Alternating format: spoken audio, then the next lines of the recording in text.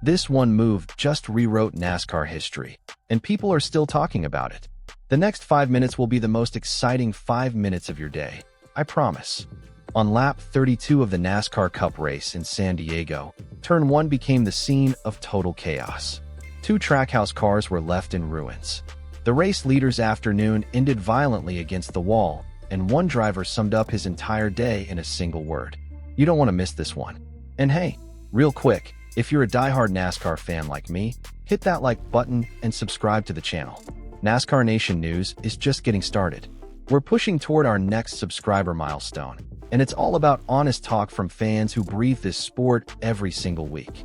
Alright, let's get into it. Lap 32 in San Diego. The field lines up for a restart, and Connor Zilisch and Austin Hill are right there on the front row. On the surface, it looked like a clean setup heading into Turn 1. But that's exactly where it all fell apart. Hill missed the apex, drifted up the track, and his car went straight into the wall. Zilisch had nowhere to go and got taken right along with him.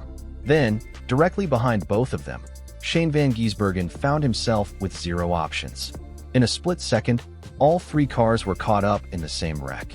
Both Trackhouse entries, SVG's number 97 and Zilisch's car, were completely destroyed.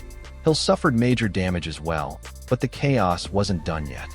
Daniel Suarez, Ryan Blaney, Michael McDowell, Riley Herbst, John Hunter Nemechek, and Ty Gibbs were all swept up to varying degrees.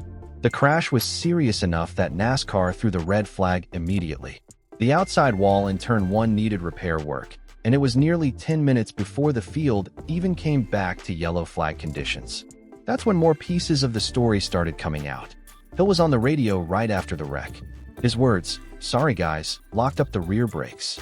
That's a hard thing to hear, especially considering Hill had just taken the checkered flag in Saturday's NASCAR O'Reilly race. One day you're celebrating, the next you're watching your race end in the barriers. It's the kind of reversal that stings more because of how high the high was just 24 hours earlier.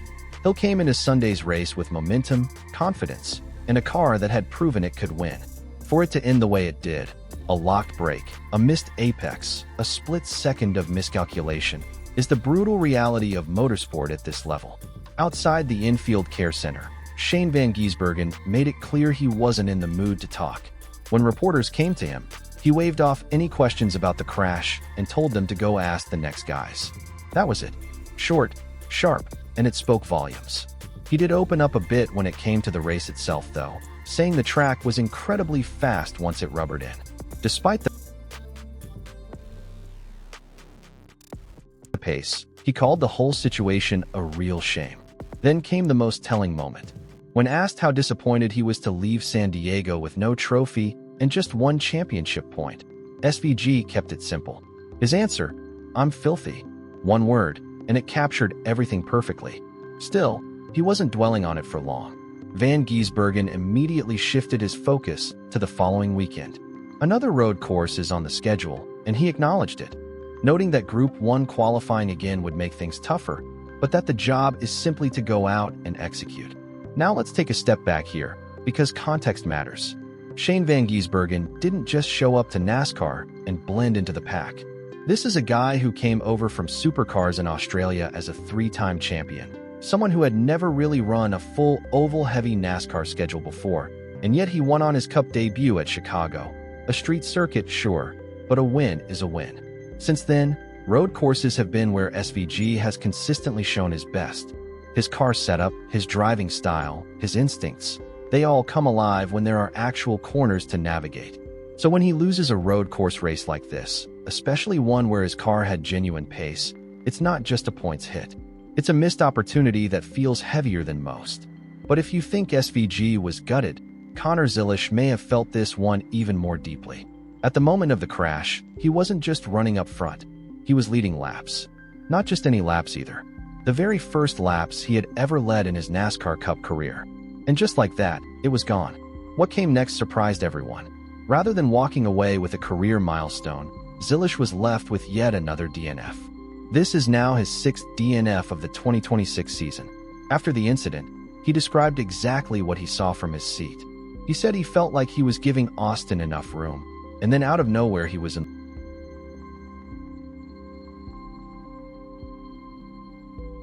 on the wall. Zilisch says he gave Hill's number 33 RCR Chevy plenty of space, but like SVG, he kept most of his feelings close to the chest. There was one comment, though, that really stood out. When asked if it was just one of those racing incidents, Zilisch didn't hold back entirely. He said it was a little more egregious than that. And honestly, that says it all. And look, when you zoom out on Zilisch's 2026 season as a whole, 6 DNFs is a number that tells a painful story. This is a young driver with enormous talent, one of the most hyped prospects to come through the pipeline in years. The speed has never been in question. What has been in question is whether the results are going to start reflecting that speed. Every time it looks like a breakthrough is coming, something goes wrong. Sometimes it's his fault, sometimes it isn't, but the outcomes have been the same either way. A DNF in the column, a missed opportunity in the books, and another week of trying to reset mentally and come back swinging. That's not easy for any driver, but for someone at Zilisch's stage, still building his Cup career, still chasing that first real milestone moment, it weighs differently. A big restart, a missed apex, a chain reaction nobody could avoid, and a costly afternoon for drivers who genuinely had fast cars on a day that could have gone completely differently. The thing about moments like this is that they don't just hurt in the standings. They hurt because you can see exactly what might have been. Zilisch was leading. SVG had pace. Both Trackhouse cars had the kind of speed that makes you think a trophy is coming. And then turn 1 happened. Now the focus shifts to next week. The good news, at least for SVG, is that another road course is coming. That's his territory. That's where he's built his reputation in this series. And that's where Trackhouse will be hoping he can finally convert that speed into the result they've been chasing. But Group 1 qualifying is going to make it harder. You're starting further back, fighting through more traffic, and giving away an advantage before the race even begins. It's manageable, but it adds pressure to an already difficult situation. For Zilisch, next week is about something else entirely. It's about breaking the cycle. 6 DNFs into 2026, and the narrative around his season is starting to take shape whether he wants it to or not. The talent is there. The car has been there.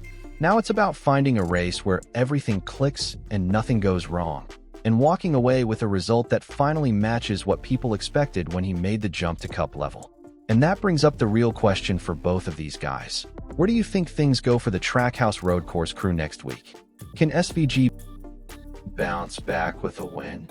Can Zilisch finally put together a clean race and give himself the result his speed deserves? Drop your thoughts in the comments below. I want to hear from you.